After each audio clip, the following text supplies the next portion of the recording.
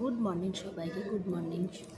তোমরা সবাই কেমন আছো? আমি খুব ভালো আছি। তো সেদিনকে তোমাদেরকে দেখিয়েছিলাম যে আমার যে ডালিম গাছটা থেকে ডালিম পেরেছিলাম, সেই ডালিম গাছে তোমাকে দেখিয়েছি, আমি বলেছিলাম যে যেদিন কাটবো সেদিনকে দেখাবো। তো তোমাদেরকে দেখাচ্ছি, দেখো ভীষণ মানে মানে খুবই দুঃখিত যে এরকম আমার ডালিম হয়েছে।